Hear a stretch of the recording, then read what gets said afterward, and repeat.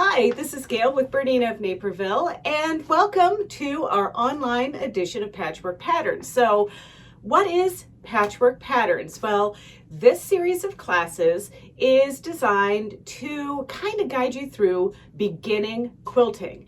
And for most of us that have been doing this for a long time, quilting to us really means when you take a top layer, batting, and a backing together and you make those stitches through those 3 layers of fabric. But to folks starting off with this, quilting sort of kind of encompasses the whole process of making, dare I say, a blanket. So what we're going to do is we're going to do the patchwork part in this class. And patchwork is actually where you take your yardage of fabric that's been cut from the bolt, whether it's a regular quarter, which is 9 inches by width of fabric, which is usually about 44 inches, or a fat quarter, which is a half a yard of fabric cut off the bolt and then cut in half again at the bolt crease. So it's still a quarter, but it's a little bit wider. Regardless of how you get your fabric, it's taking these pieces of material and then fashioning them into quilt blocks like the ones you see behind me, and then taking those quilt blocks and setting them into some sort of a grid configuration that will ultimately be sandwiched with a backing, a batting, and a top, and stitched together to form a quilt. And then at the end, it's bound to wrap the raw edges of the quilt. So as you can see, there's a lot to learn with this process, but we're going to focus on the patchwork part of this. So you're watching this video now you probably maybe even stumbled upon our YouTube channel, which is youtube.com/BERNINA of Naperville. And we're putting this first class up for everyone to view. But if you want the handout, you're going to have to sign up for the Patchwork Patterns online edition on our website, which is BERNINAofNaperville.com. So every other video after this one is going to be hidden, and you'll only get a link if you sign up for the class. But I just wanted, before you kind of signed up with blind ambition, to kind of see what, I'm trying to teach you here with this class. So let's talk a little bit about all of the things that we're going to cover in this class. So we're going to make 10 blocks with the thought that one of the blocks might not rock your world and you don't have to use that one, because our sampler quilt, which is where you take multiple different blocks and display them, is made up of 9 blocks plus sashing and a border. All right. So this is 10 blocks, and then we're also going to have a class dedicated to the layout part. So once you get all of your blocks together, how are you going to put them? How are you going to set them? And as we go through these lessons, all of these things are going to become a little bit more familiar to you. So this is the first class, like I said, and then if you want to get supplies, if you want to have some fabric to sew along with us and you haven't developed a stash yet, we actually have put kits together. And the kits you can purchase right when you look up the Patchwork Patterns Online Edition. Right in that class description, you can click on the kit. And the kit is giving you a variety of half yards, some quarter yard cuts, and then a little bit more yardage to make the background of your blocks and the sashing at the end. We have had an overwhelming response to this. So our original fabrics that we picked out, some of them we've had to make substitutions, but please don't worry, it's fine. It's all very similar colorways, and as you start putting these blocks together, you might even discover that you want to throw in some new fabrics and some of your own. So please don't feel regimented to exactly what we pick. It's also fine if you want to use your own fabrics, if you have a little bit of a stash, if you've been collecting. That's good too, because quilts initially were made out of total necessity, out of leftover clothing that was falling apart, maybe leftover blankets, clothes that people outgrew, so it was very scrappy. It's only in recent years that we actually buy fabric off the yard to cut it up and make it into something else. So let's talk about that. So patchwork is usually made up of blocks. And we talk about different kinds of patchwork blocks in different ways. I like to think about it as different settings. So for instance, there's a 4-patch, and a 4-patch is kind of what you see, dun dun dun, right there. See this piece that's there, the two little 4 pieces? It's a layout where there are just 4 blocks in the square. So 2 blocks in the first row and 2 blocks in the bottom row, hence 4. Then the next one we start thinking about is a 9-patch. Well, a 9-patch is also like this block here, but it's the bigger 12-inch version. So it's a 3 block by 3 block layout called a 9-patch because there are 9 blocks in that patch. It starts to get a little fancier when we start going with a 5 by 5 layout. That would be 25 patch, or a 6 by 6 layout, which would be a 36 patch. And then of course a 7 by 7 layout, which would be a 49 patch. And that is kind of what the bear paw block is, and I don't think that that's visible here, but I'm going to put it right up there on the screen for you. And I also think I missed the 4 by 4 patch block, which would be 16, but you get it. It's based on a grid. Now this is traditional piecing. Some modern quilts are a little bit more asymmetric. We're not really going to cover those in this class, but hopefully the tools that you get and the knowledge that you're going to gain by doing this will give you the confidence that you feel you could, tackle something on your own. So this week's block is a classic pattern. It's this rail fence. It's actually a 9-patch block when you really kind of scale it down to what it really is. But the little blocks that make up the 9 different blocks are actually strip pieced together out of 4 different fabrics. So the benefit of doing this block first is that you're going to learn and practice and master your 1/4 inch seam allowance, because that is the traditional seam allowance that quilters use. 1/4 inch is a little bit skinny for some of you that have started off in the garment sewing world where we use 5/8 inch. And on different brands of machines, different models, sometimes the 1/4 inch is marked in a different spot. There are some brands of machines out there where there's not a 1/4 inch foot and you have to move the needle. Or, for instance, I use a BERNINA, as you all know, and on the BERNINA machines, they have a multitude of different patchwork feet. In fact, if I just grab one of my little guys here, this one, and we'll zoom in closer on this, but this one is a 1/4 inch from the needle center position to the right side of the foot. And these feet, some of them come with a guide that you can screw to the sewing machine to really build a wall so that you can butt your fabric up against it to get it just right. And then others are just like a little naked skinny foot. And we're going to see why some of these feet are more important than others for different projects as we go along. So for this class, you might consider using a foot that has that little seam guide that you can screw onto the machine, or potentially use one of the feet that has a little wall on the side. For BERNINA, that's the number 57 foot. For the newer machines, there's a 57D that allows for dual feed, or it could be a regular patchwork foot, a 97 patchwork foot or 97D, and then it has a metal piece that screws into the machine.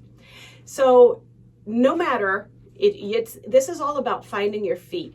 Like when I sew, I have special scissors that I just love, but a friend of mine might totally hate those scissors and want to use something else. So this is about finding your voice, finding your groove, and seeing what the tools are that work best for you and getting the best result. I also want to tell you that, so I learned to do patchwork quilting from a lady named Annie when I was living in Vermont, and she taught a very similar class to this one. And so a lot of the stuff like quilting, I've already talked about how quilting tells a story. Well, it also kind of manifests itself too, because we all have learned from someone, whether it was our mother, our grandmother, an aunt, a friend, an instructor in a quilt shop. And I think we kind of can take all of the little tips and tricks that we've learned, and then ultimately you make them your own. And my way is just to try to empower you with the confidence to try something new and do it. And learn if you are a perfection person, a process person, or you're just somebody that wants to get it done and do it. Because I am not, if I were in person at your house teaching you to sew, I wouldn't be the person that is going to tell you rip that out and make it perfect. I kind of feel like there's a level of, does it look good 4 feet away on a galloping horse? Okay, awesome, it's fine. So I just want to set those expectations for you as well. But I do think that when we're beginning and we're trying to get that good, perfect 1/4 inch seam, it might be important to strive to get it accurate, because as you pick more complicated quilting blocks, then your accuracy is going to be more important. And we'll see that when we do a log cabin, like in this top corner here, that piece has a lot of seams that go across that finished 12-inch block.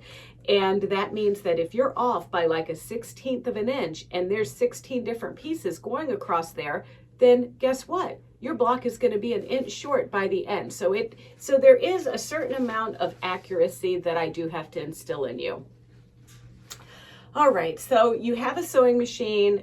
Regardless of your brand, you're gonna try to seek out a 1/4 of an inch or find that 1/4 of an inch seam allowance on your machine. And if we watch some of the videos coming up, we'll see how that's gonna happen. But before we get there, we have to learn how to cut out our fabric and how to maintain our fabric and how to wash it. And is it gonna fade? What is the right process?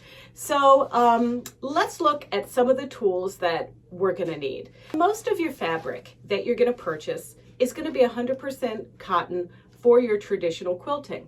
Well, we all know cotton, it wrinkles, it can fade, it shrinks, and all of those things. So just keep these things in mind. I do not usually pre-wash my fabric. I am more of somebody that pieces my quilt together and then washes everything at the end, because I kind of like that look that you get when you wash a quilt that has never been, none of the elements have been washed before. It kind of has that sucked up, loved, been in a little English cottage kind of look to it. But if you want your quilt to look just as crisp as when you pieced it and you quilted it, then you might want to pre-wash. Pre-washing is something that you might have to do as well if you have allergies, because I'm telling you right now, the textile business is a dirty, stinky little business, and there's sizing on the fabric and there's dust that collects in it. And for some of you, it might just be a bit more practical for you to pre-wash your material. And I do have to say, when you start pressing that pre-wash material and you've used some nice detergent, it smells wonderful. Also, when we talk about laundering, you know, now these blocks that we have in our kit, they are not high contrast and bleed fabrics, but if you're concerned, you can take like a piece of your light colored background and some of your fabrics and sew them around just like little swatches. That's what I did here. Just sewed it, and then throw this in the wash and see if it bleeds. It's just a really good way to do a bleed test. And I would do this if I were doing like a red and white quilt or a black and white quilt or something like that when I'm doing patchwork, just to double check. And then, you know what? I can't stress the magic of the Shout color catchers more. They're like these little things that are almost like dryer sheets. But what I do, if I think I have something that's really going to bleed, I'll throw a couple of these in the wash cycle and also make sure I transfer them to the dry cycle. If I've washed something and it has bled, I've had this happen sometimes with clothing in the wash, I will still wash it again with one of these color catchers, maybe 2, maybe 3, depending on the size, and magically the fading goes away. It's just an amazing product. So in life, you should have some of these, but particularly if you wash a lot of high contrast fabric. If you are making an heirloom quilt, like something that you're going to give away and you want it to last forever and ever, be mindful of the detergents. You don't want to use a harsh detergent. There are detergents like Woolite and Orvis quilt soap and things like that that you can use to launder your material before and after it's become a quilt. So when I wash, I will, if I do wash on those crazy times when I might do that, I will save the edges of my material. So if I've gone to the store, I've got, some 1/4 yard cuts and 1/2 yard cuts, I will actually take a zigzag stitch or use my serger on the edges of the material before I throw it in the washing machine, because that way all of those strings that fray out from the fabric aren't wrapping around and strangling the fabric while it's in the sewing machine and the dryer. So take some time to do that. I do not use pinking shears. I think that they're incredibly non-ergonomic for this. So most of your machines are going to have a zigzag stitch, so just do that if that's the only thing you have. But hey, those of you with the serger, bust that out, because it's going to be a lot of fun, and it's a great way to engage yourself with the serger. Once you've washed, you're going to put it in the dryer. And each dryer is going to be a little bit different, but I actually put mine in the dryer for about 8 minutes, and then I take it out when it's still a little steamy and damp. Then I use a dry iron to press it crisp the rest of the way dry. And I do not use a starch or Mary Ellen's Best Press to make my fabric stiffer for when I cut it out. I literally just let it be right out of the washing machine. So once you press it, you're not going to fold it over, you're going to press it straight out. Then you're going to discover how to fold it on grain. And there's no better way to explain this to you than to just watch this video. When I fold the fabric, I actually want to fold it so the selvages are parallel, like this. And when you do that, you also want to make sure that there are no bends or twists down here at the fold. Now, sometimes it's our instinct to take these edges and line them up together so that they are perfectly straight like that. But I don't know if you can see this here, but if I try to do that on our piece here, I'm getting this weird twist. And that's because when the fabric is cut off the bolt at your local fabric store, it's not always going to be straight. I mean, honestly, sometimes I don't cut the fabric straight for you, but sometimes the fabric is not rolled on the bolt straight. So with that in mind, that's why I want to pay attention to what's going on up here. So now that I have decided that this is more on grain, and when I'm talking about grain line, the fabric is made up of the warp and weft and then bias. So the warp actually is the fabric that runs parallel to the selvage edge, and the warp is the least stretchiest part of the fabric. Then there's the weft, which runs, it intersects the selvage, or it's the other threads in the fabric, and it can be a little stretchy. And then finally, when you cut something on a diagonal, or you might have heard the term bias, that is the stretchiest part of the material. And we'll talk about that later when we talk about other bits and different shapes and stuff. But when we're cutting for the rail fence, we want our strips, when we cut them folded, to be as straight as possible when we lay them out. If we do not have our fabric folded right on the grain so that nothing is twisted, things line up and everything. If we cut it with this having that bend in it, then more than likely our strips, once we unfold them, are going to be kind of curved. And then that way, when we sew these pieces together, they're not going to be totally straight. Now, I've already made those adjustments, and now it's time to cut. Once you get your piece folded and trimmed, now it's time to start cutting the strips, WOF, and that's width of fabric. And for this block, I just want you to pay attention to the fabrics that we're going to use for our rail fence block. So we're going to pick out 4 different fabrics from our collection. You can pick out anything that you want. The sky is the limit for you. If you've gotten a kit, we're only going to be cutting about 2 1.5 inch strips. And so you've got plenty of fabric to experiment and play around with this. Now with this class, you can use as many fabrics as you like. You can use your own fabrics, but if you are opting to get the kit, we have 1.5 yards of each of these 2 light materials. Now you're going to take one aside and hold that on reserve for your sashing. So that is what I'm using this little honeycomb fabric for. So I'm just going to put that aside for a moment. And now this is going to be kind of maybe a little bit of a traditional background. Then we've also got a few 1/2 yards and then a couple 1/4 yards here to play with for our various patchwork blocks. Now there's plenty of fabric here to make your quilt. But if you're a beginner, then you might make some little oopsies, or you might decide, I really wish I would have used this color there instead. So this gives you an opportunity to do that. So I'm going to pick out my fabrics that I'm going to use for my rail fence, and that's the block 1 that's going to test our seam allowance. It's also going to, have us sewing a good straight seam, and most importantly, where everything starts is cutting. I'm glad that you asked about the rulers and the cutting materials. Okay, so I'm sitting on a self-healing cutting mat, and this is 24 inches by 36 inches. And if you buy no other mat, you want to get one that size. And they're all different brands. There's OmniGrid, there is Creative Grid. The cute color ones that I'm using are double-sided, and this is a Riley Blake. It is teal on one side and red on the other, and then there's yellow and gray. There's all different kinds of colors that you can get, and they're fun, and we carry these at our store. So you can check those right out at BERNINA of Naperville.com. So that's the mat. And the reason why I like it if you get a 24 by 36 inch mat is because that way when your fabric is folded, it is about 21 inches. So that gives you plenty of room to cut.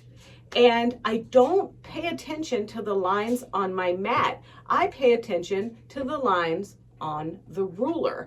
And what kind of rulers do I use? Well, I have used all kinds of rulers in my quilting career. I've been doing this for about 30 years. And the first one that I recommend that you get is a 6 by 24 inch ruler.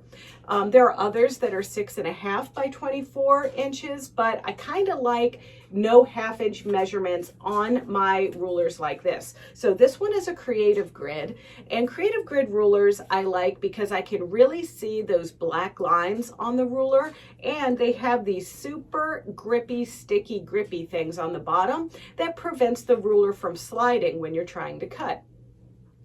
So this is definitely something that you're going to use to start cutting your skinny strips.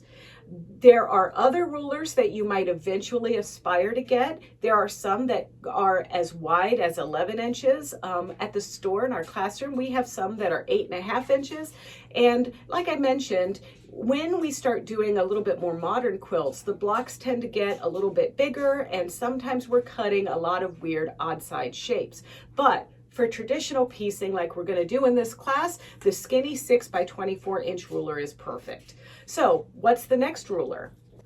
Well, I like at least a 12.5 inch ruler like you see here. What's even better is a 15 inch ruler or a 14 inch ruler, because our blocks finish at 12 inches. So that means with their seam allowances, they're 12.5 inches, which makes it exactly this size. But it's always a good practice to use a ruler that's going to be a little bit bigger than your finished block. So a 14.5 or a 15 inch ruler would be ideal. Creative Grid makes both of those, and so does Tula Pink. And this is a Tula Pink 12.5 inch ruler. The larger ruler that's square like this is also going to come into play when we get that initial clean cut from our piece, because we're going to stack our rulers, and I'm going to show, I promise I'm going to show you what that means. The next ruler is a smaller ruler, and what I like about these are, I have a ton of these. So this one is 8.5. They also make them 6.5 inch square. There's 4.5 inch square ones, and you want to use just a little bit bigger than what you're trying to square up. So like on this piece up here where I made those little 4 patches and I had to measure them, I was going to use a smaller square ruler. The same goes for our rail fence over here. where we are going to be we're going to be sewing strips together, and then we're going to be subcutting those into smaller pieces, and you want to use a ruler like this. And then finally, there are so many different rotary cutters out there. There are ergonomic ones that are great if you might have some repetitive use stress in your wrist. There are left-handed rotary cutters. There are right-handed rotary cutters. There are ones that are easy to pull expose the blade and close the blade. I use the Clover 60 and 45 millimeter size blades, and I also use a Tula Pink rotary cutter, which in my studio I've set up for left-handed. I'm ambidextrous, so sometimes I can cut with my left hand, but in general, please cut with your dominant hand. So rotary cutters, rulers, and mats, that's what we need for our cutting.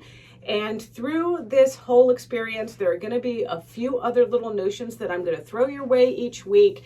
And most of the things you can do with what I've mentioned, but I also will be showing you when we get to it what kind of marking pens I like and things like that. So without any further ado, let's get down with it. Let's roll up our sleeves and let's make this week's block, which is the rail fence. So I need to make like a clean cut on this side. So I'm going to take my 12.5-inch ruler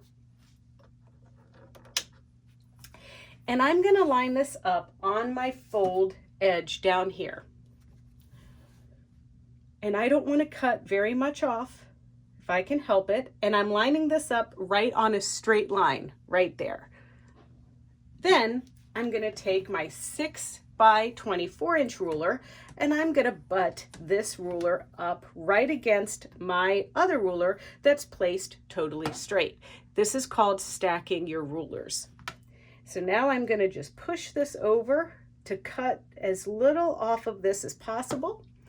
And I always kind of check one last time to make sure it's totally straight. And now I can remove this ruler and make this cut to get a clean edge. Now, did you see how I held my rotary cutter like this and I went perfectly straight down that line? Let me show you another angle. So it's important also to kind of have spider hands on your ruler, and you're going to start low, hold your rotary cutter at that 45-degree angle without turning or twisting it, and then cut, stop, spider walk your hand to the middle of the ruler, cut, stop, and spider walk your hand to the middle of the ruler here, and finish your cut. So I've got this clean edge that we created right here, and now I want to measure 1.5 inches. And we're going to cut 2 strips, 1.5 inches by width of the fabric. We're not going to need the full 2 strips, but we are going to make a seam gauge to test our 1/4 inch seam allowance. And then we're also, it's possible, especially if you cut a little more selvage off than you thought, that you're only going to be able to get 8 blocks per 1 strip. So let's go ahead and cut 2. We have plenty of fabric. So I'm lining this up at the 1.5 inch mark right here on my ruler, and I'm going to make my cut. Now, as I'm down here, I've exposed my blade and I'm lining it up here perfectly straight. And then I'm just pushing firmly, and then I'm spider walking my hand to the middle of the ruler. And then as I get closer to the end, I'm going to spider walk and make my remaining cut. So a lot of times if you don't take this extra step to make sure that you have firm pressure on the ruler all the way up, it can kind of tilt on you towards the end, and then once again you won't have a straight strip.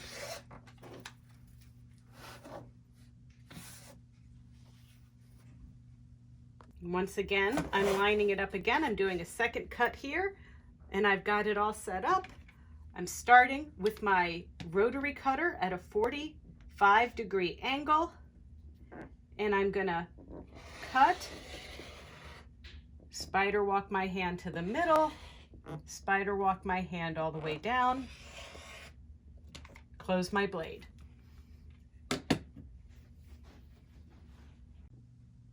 Now, after you've made your cut, and if you did not apply enough pressure onto your rotary cutter, you might actually hear that the blade didn't go all the way through.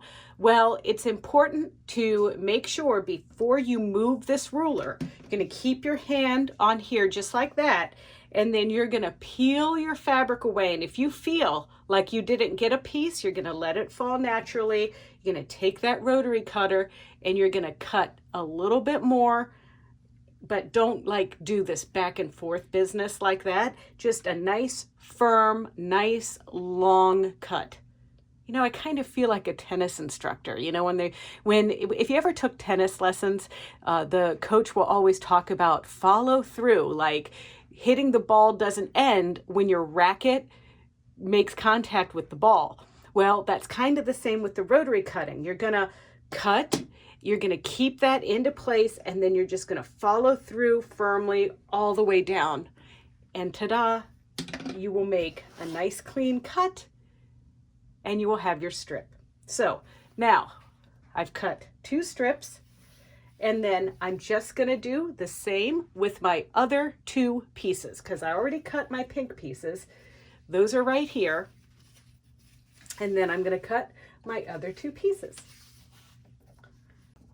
Now, if you've watched any of the other videos, you know that I always tell you that repetition is a good thing. Well, that's why we're gonna repeat cutting our other piece. We're gonna take out our little big 12.5-inch ruler, and I'm gonna line this up close to the edge, and I'm using the same line on the ruler just to make sure I can get a nice straight piece. Then I'm going to line this up just like so, and then I'm going to push this 12-inch ruler all the way to the edge just so I'm cutting the least amount possible, but still cutting all of the pieces so I have a nice straight edge.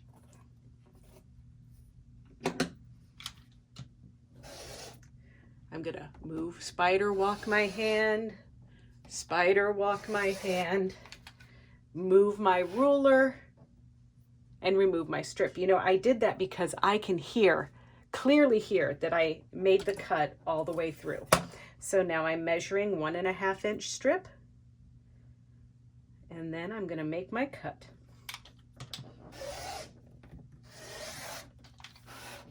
And I have one more.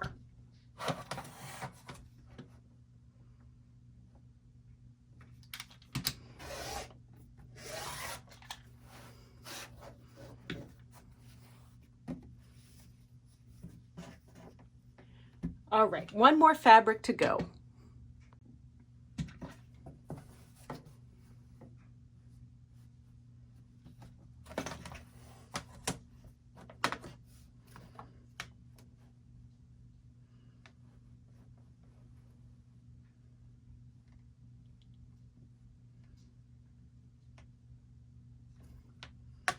This will become second nature to you as you do this a lot. And I always cut a clean cut, even if I fold my fabric and put it away for, you know, another block. I will come back and kind of just sometimes make a clean cut if I'm cutting strips, because that way I know everything will be nice and straight and pretty. And it's 1.5-inch strips that we're cutting.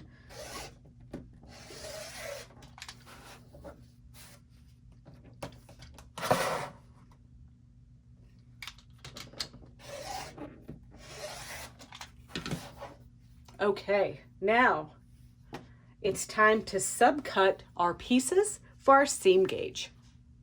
Put the long piece aside and just take, and then if you want to practice stacking fabrics together to cut more than 2 layers at one time, this is the perfect opportunity to do that.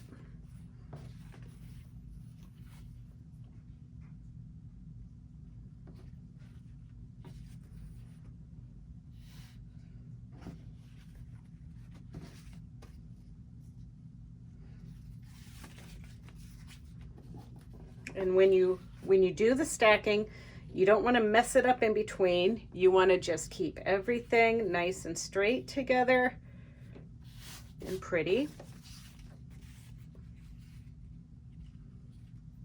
All right, there we go. And I'm just going to use my ruler, the width here, as a guide.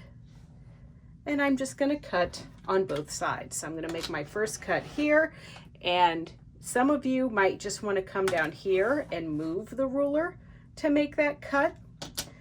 When you're a beginner, it's easier to always cut on the side of your dominant hand rather than trying to cross over. That can be dangerous, and you might not be quite there yet, but I'm not going to joke. I sometimes cross over. All right, so now we have these pieces, and this is where we can start thinking, as we make our seam gauge, how we want our fabric to be lined up. And I already thought about this, and I want my fabric order to go this way. So we'll start with the light piece, then we'll go to the macaws, then we go to the green, then we go to the multicolor. Just like that. So now let's have a seat over by the Berninas and talk about 1/4 inch feet and seaming. First of all, look at this oldie but goodie that I'm sewing on today. This is the Bernina 830 record. I think that this machine is about 50 years old, but why I wanted to use it to show you is because a lot of you might be sewing, maybe not on this exact machine, but you're sewing on a mechanical machine just like this. And I just wanted to show you that it's still possible for you to get a nice 1/4 inch machine, no matter how old the machine is that you're using. The most important thing is making sure that you know, number one, how to adjust your needle position, if indeed you can do that. On this machine, I just need to put my needle in the center position because my Bernina 1/4 inch feet, as you can see here, that just rides right down the center. And then in this case, this foot has a little lip on the side of it, and I just butt my fabric right up to that edge, and that's going to give me a 1/4 inch. There are other feet that are possible to use. And here is a very similar foot to the one that I just showed you. This one is number 37. This one is a 1/4 inch foot with no lip or wall on the side of it. There are times that you are gonna want a foot like this.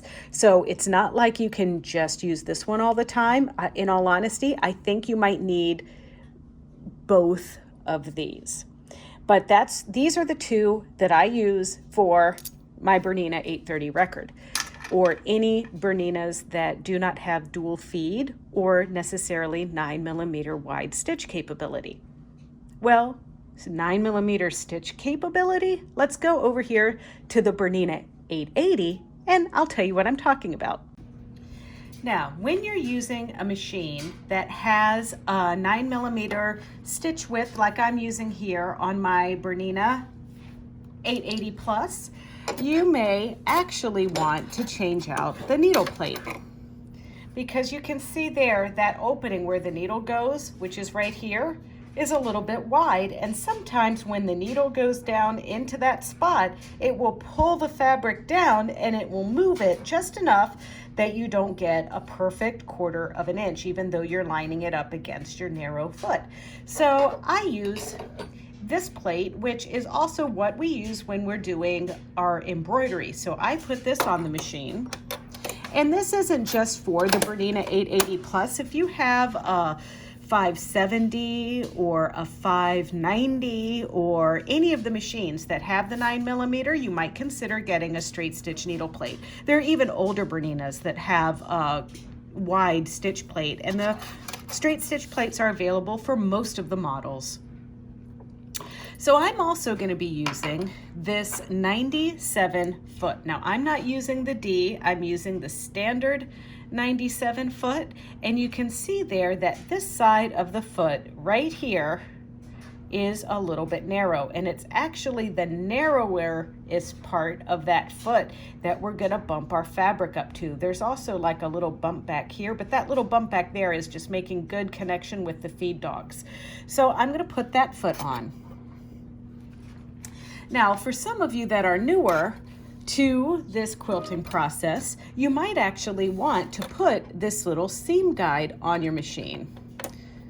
And you get a screw with this, and you get this little screwdriver to help you attach it. And you've got 2 holes right here on your machine, and I usually use the one that's closest to the foot. And you're just gonna line this up right next to the foot, and that kind of gives you a visual for when you're sewing your material. So now as you line this up together, and you lift up your foot and put your foot down, I can just ride this fabric right along the edge of that bump and keep my fabric straight and my piece perfect. But you still want to do a seam guide to make sure that you're not pushing too far and things like that. It just really is good practice to do the seam gauge no matter what machine you're using. If you find that that little seam guide was a little bit encumbering there with the foot, you can use like a 37 foot, and this is a 37D. You can see here how the piece is split in the back to accommodate this dual feed mechanism that comes down there like that. And this is on all the Berninas, the new generation of Berninas from the 570 up through the 880 plus, which I'm using here. And then once you lower your foot, you line it up. And one thing I want to point out to you is on any of the newer machines, regardless if they have dual feed or not, exactly where on the needle plate the 1/4 inch is. It is right on that spot. There's like a little divot, and then there's even like a little line down through the middle of the feed dogs. That's the actual 1/4 inch spot. So when you line up your material and you put that under there, I like to think, and this is actually a foot that I prefer to use when I'm patchworking on my 880 plus. I like to think of the fabric going right up against the edge of that foot, just like that. And I like to see that that line is just covered by my material. So that's what I'm watching. And then the needle is going right down in the middle of the material right there. Now, another thing I want to point out to you is if you haven't had your machine serviced in a while, or you just had it serviced, sometimes as our machines get used a lot, you're going to see that your needle might not be quite in the center position. And as users of our machine, we can get kind of used to those little indiscrepancies. So we might actually be in a position where we sort of start moving our needle position over, or maybe we start going, oh, it needs to be a scant 1/4 inch or something like that. Well, if that's happening, then if you've had it serviced and now your needle feels like you're making a skinnier seam allowance than you used to, it's probably because now for the first time in a long time, the needle's actually in the center. Or maybe when you try doing this, you really should evaluate, is your needle in the center position or not? And I just want to point that out to you. But that's why on my machine, I know that my needle's in the center position and that the side of my foot is a 1/4 inch, because I've made quite a few quilt blocks on this machine and some of my other Berninas. Now, other things that can, of course, affect your seam allowances. On here, you can see the thickness of our 100% quilting cotton fabric that we're using. Is sometimes if you're doing a project and the fabric is a little bit heavier, like maybe you're incorporating some canvas into your patchwork or something like that, thicker material can cause your seam allowance to seem larger than it really is.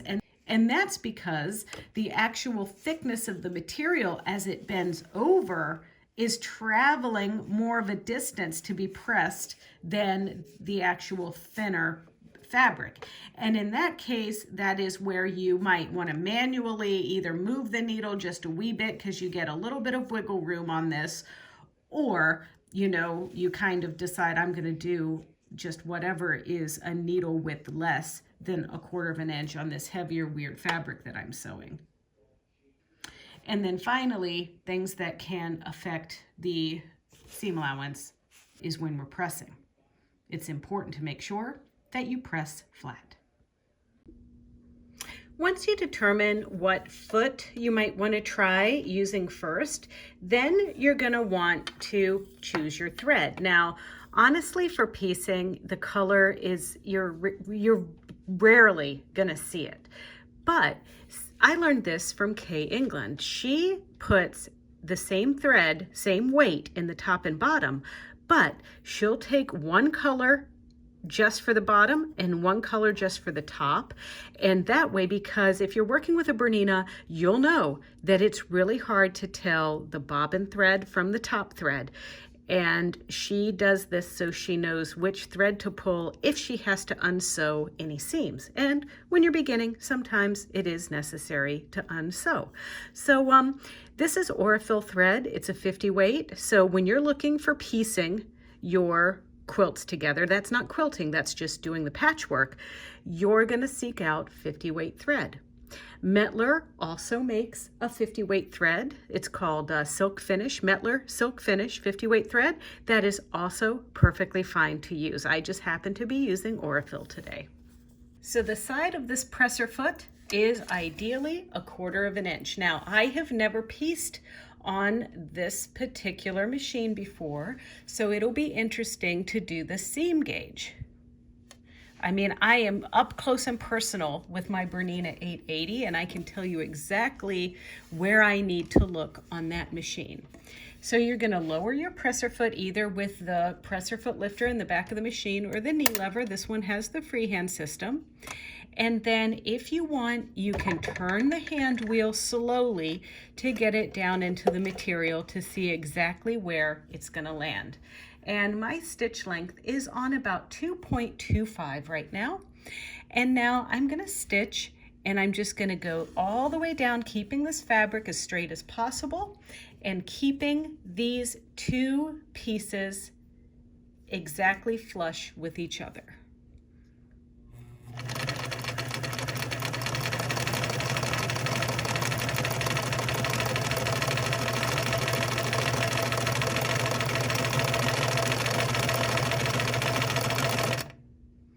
And now I'm going to lift up my presser foot, pull, turn the hand wheel so my needle's in the highest position, and cut.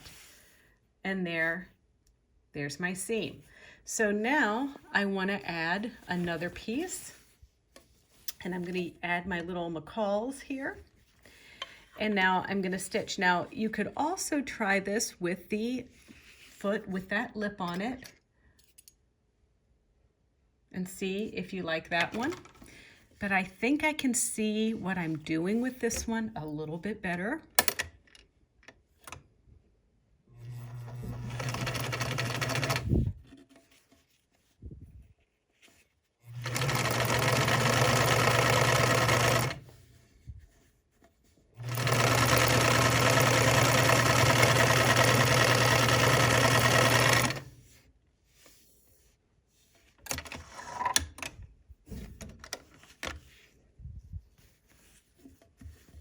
And my last piece.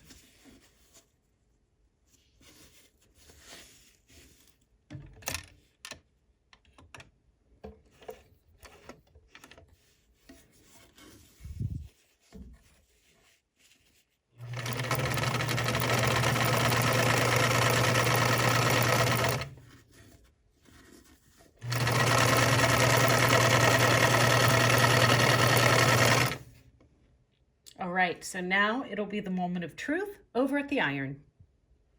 So another thing I like to do is when I press, I like to go ahead and press from the top. Now I'm using the Laura Star with all of the steam.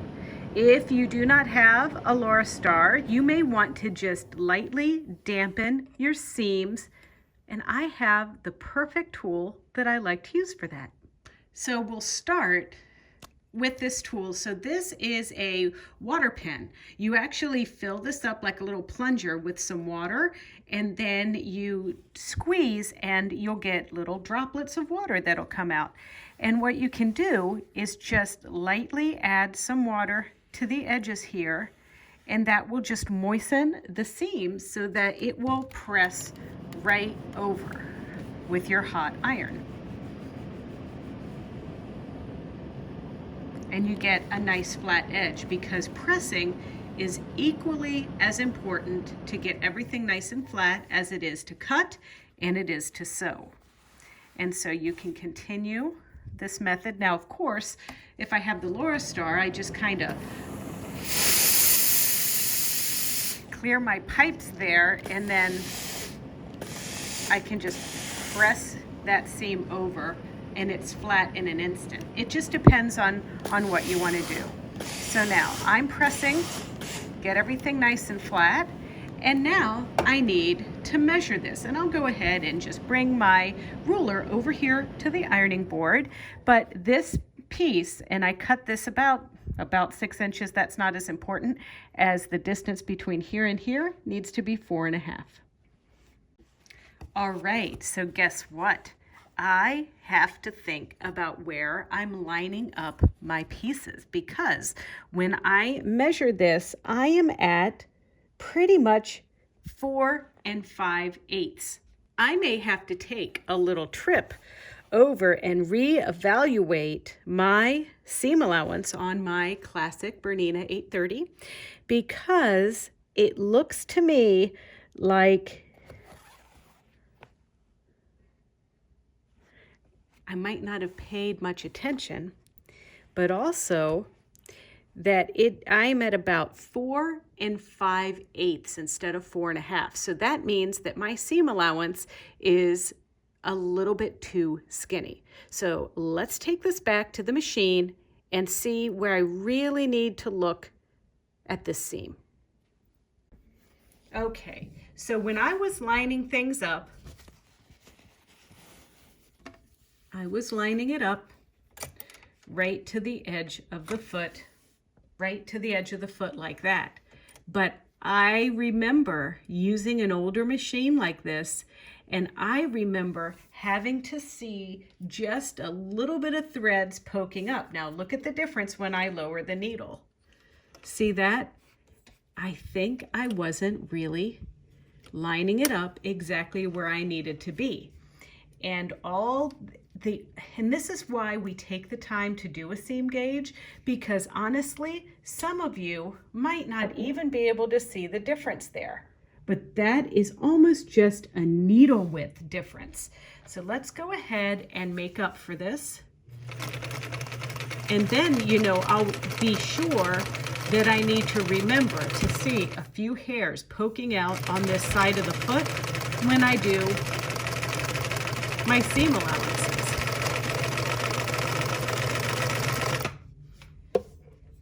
That's why I say when you line this up, you are going to start sewing for the very first time at where you think your 1/4 of an inch seam is going to be. So if because you can see there the difference. Now I don't have to rip any of those stitches out. I can just leave it there. It's fine, but you do have to rip if for some reason you take a larger seam allowance, because obviously you need to reduce the seam. And I should have seen that this was narrower, because I joking around with people saying that I dream in 1/4 of an inch seam allowances.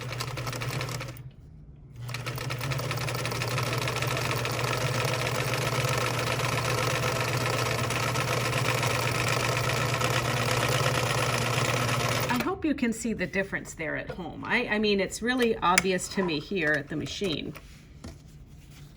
We've got one more to remedy here. Another thing to also examine if your seam allowances are off is your pressing. But sometimes that doesn't come until we start making the blocks.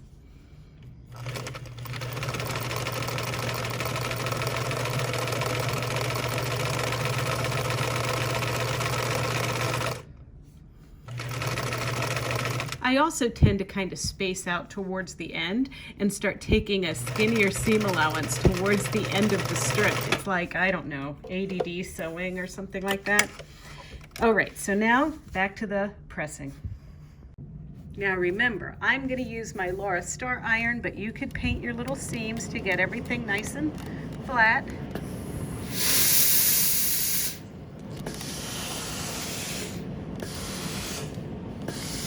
All right, now, let's see. Perfect. So you just want to take the time to just double check. So now that I know that this is perfect, I'm going to take my long strips and line those up together and sew them just the way that you saw me sew these pieces together. Now, some people might take these two pieces and sew them as a pair, then these two pieces sew them as a pair, and then sew these pairs together. That's fine, however you want to do it. But at the end of the day, we want to go from light to dark with our long strips. Another thing to be mindful of as you sew your pieces together is that if you are going to use two different machines to piece a quilt together, you need to do a seam gauge on both, just because, especially if they're different brands, it just, you know, sometimes you just think you've got it right, but the proof is in actually sewing it together. And remember, I have to see my little whiskers hanging out there from under my side of my foot.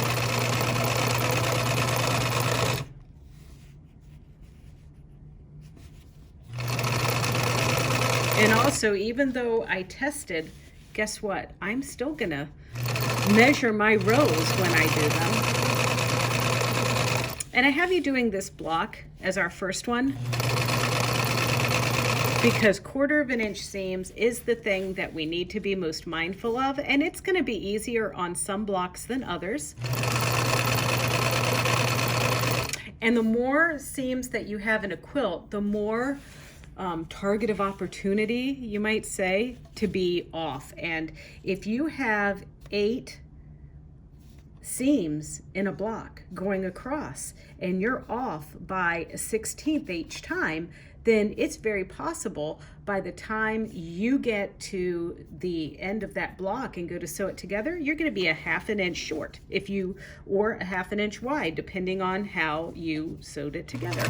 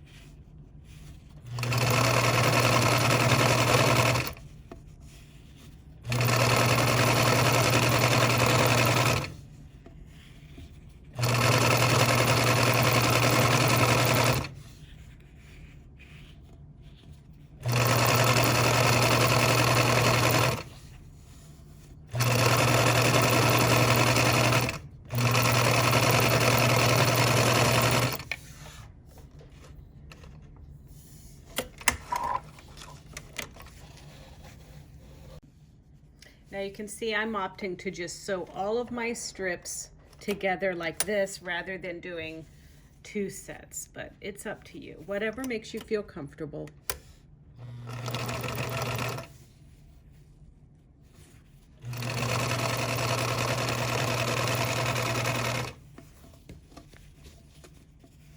And take your time.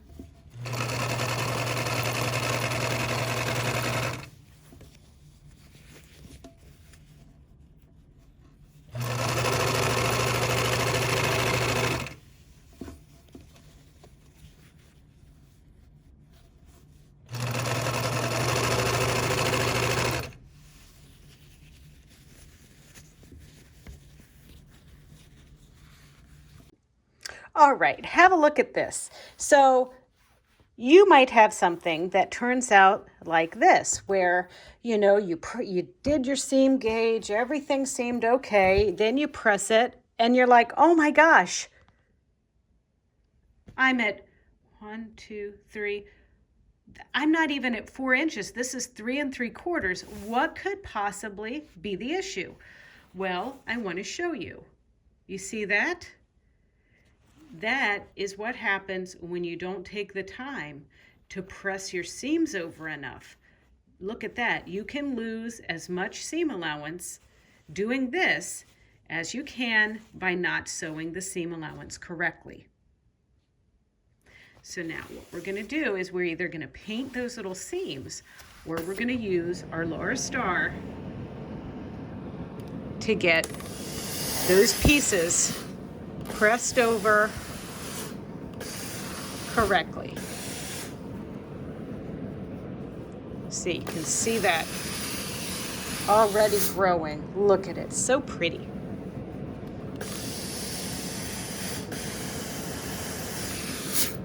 There we go. So now just doing that little bit, I'm at 4.5. All right, so now that we've gotten our pieces sewn together, and you know, look how straight that is. I hope yours turns out this straight. And remember, that's all about folding your fabric and getting those initial cuts totally straight. But now we want to cut this down, and ultimately we need 9 of these that are going to be cut in 4.5-inch units. And they will be square. They'll measure at 4.5 by 4.5. So the first thing I'm going to do is just trim off a little bit of that edge there. We don't need that. And now I'm going to measure 4.5 inches from that cut edge. And there's our unit. So that's 1. And you know what? Let me just warn you right now. Don't try to double these up and cut them together to save time. Please cut these one at a time.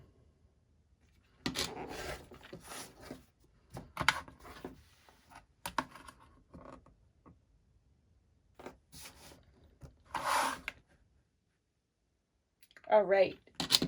I was able to get all 9 out of one strip. So now we're going to line these up in a configuration 3 by 3, because like I mentioned earlier, quilts are made based on a grid, and this week's block is theoretically a 9 patch.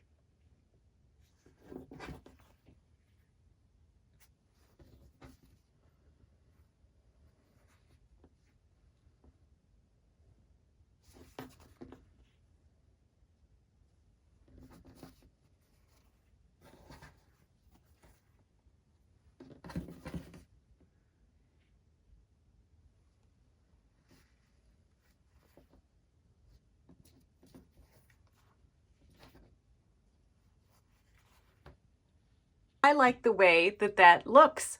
So once you have it like this, it's time to sew this piece to this piece, this piece to this piece, this piece to this piece, and they're going to be connected because we're going to do chain piecing. Then we're going to sew this piece to here, this one to here, and this one to here. And then we'll have 3 rows that are connected. We'll press the seams, and then we'll sew the rows together, press those, and boom, our first block will be done.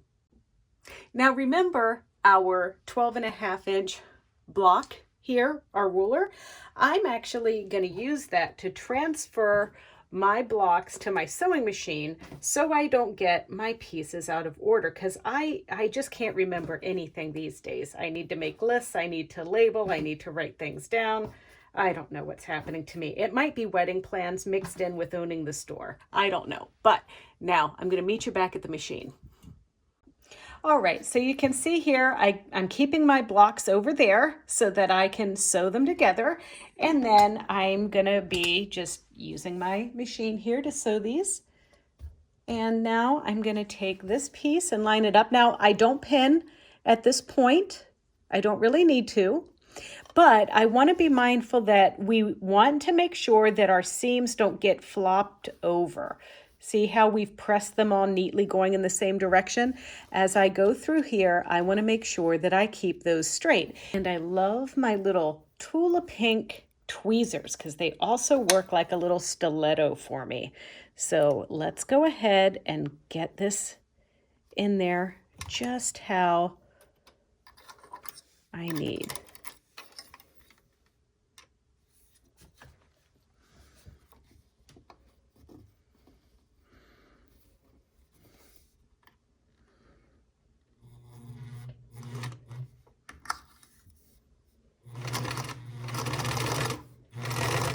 And then I'm feeling to make sure that seam is tucked under the right way.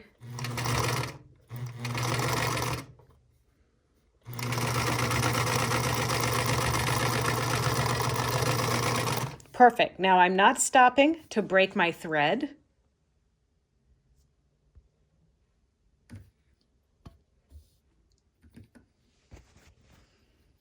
I'm going to line this up in place now. This time, this piece is on top where we can see the seams.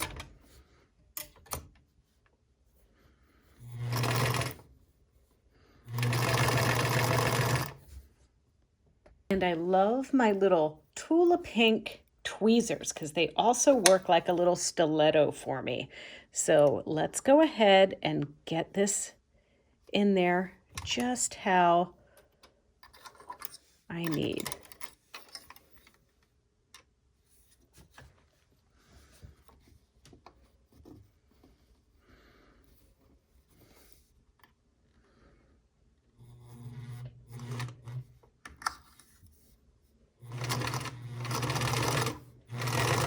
And then I'm feeling to make sure that seam is tucked under the right way.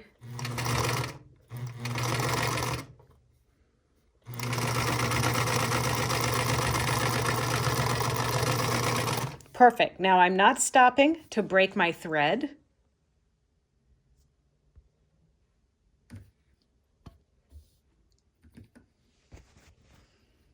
I'm going to line this up in place now. This time, this piece is on top where we can see the seams.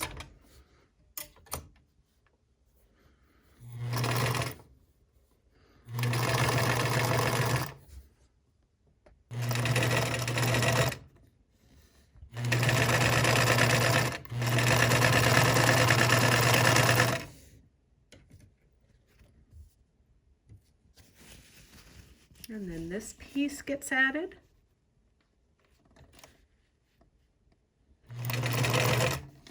And once again, we're going to be mindful that our little seams are going the right direction under there.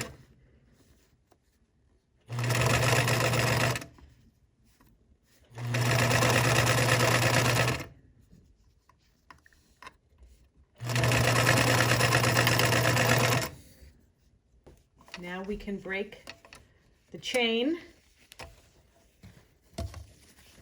and start with this piece on top.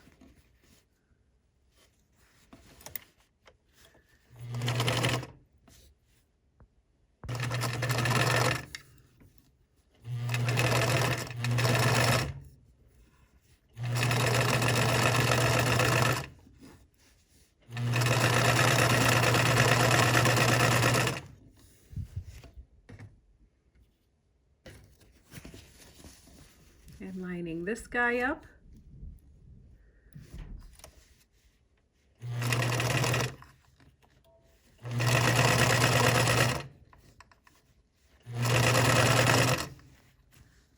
Get everything nice and flat, flat, flat.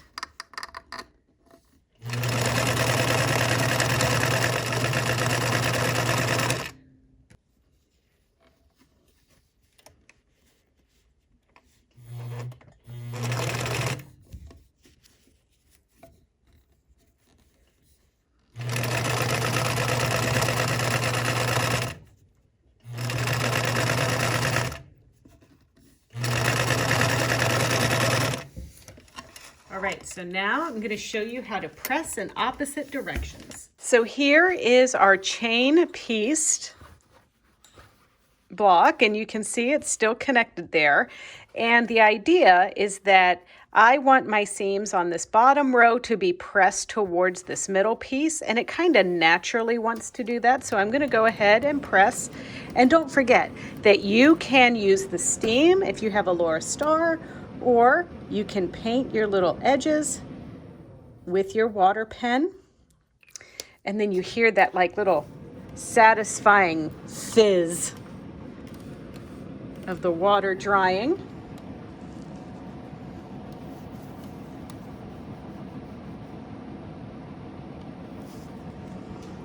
Okay, so there's our bottom row, nice and flat. And now because we pressed to this way on this row, then this piece we're going to press in the opposite direction. So we're going to go this way and this way. And once again, you can either paint your seams or you can use the steam.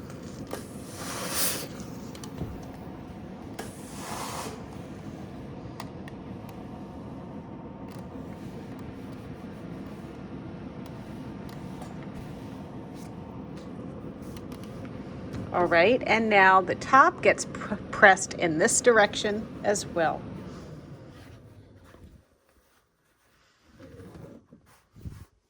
Sometimes I finger press to kind of get them started.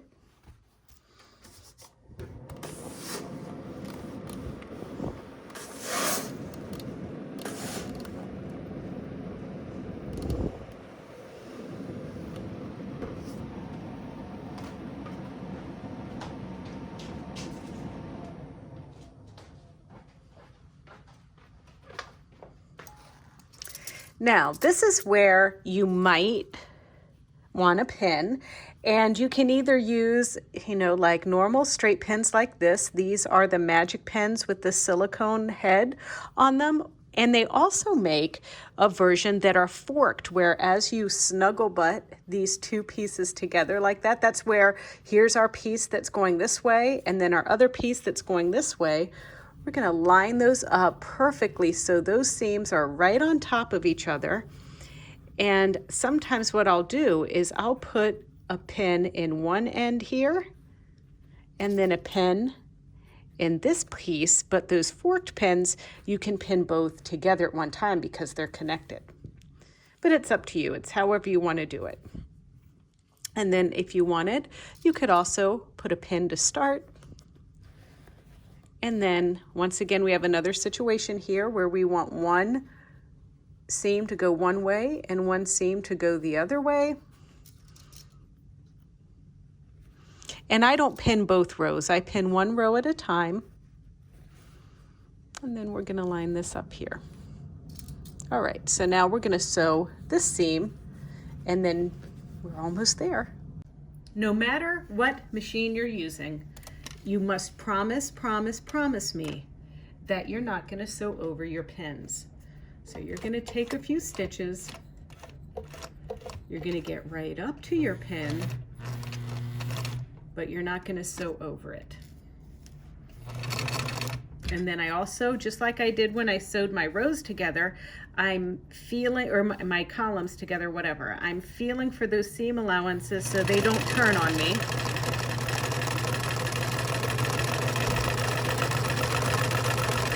And then remember, we don't want to sew over the pins.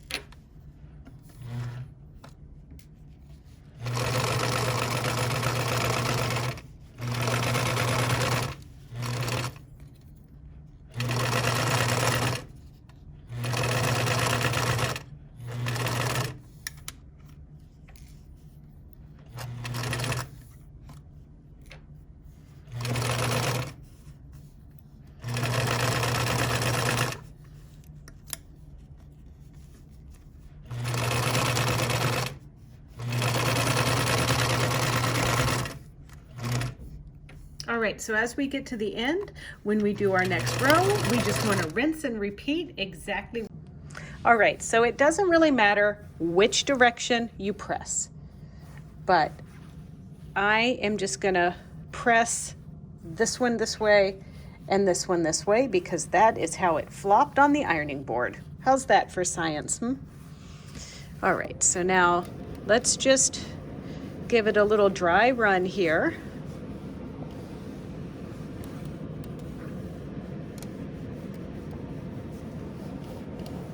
Oops, sorry for banging the tripod.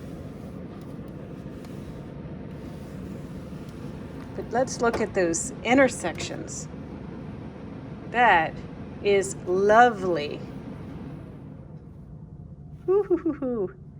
Don't worry about that. It's just a little drop of water there. And if it's sewing machine oil, you know what takes sewing machine oil out? Little non-scented baby wipe. All right.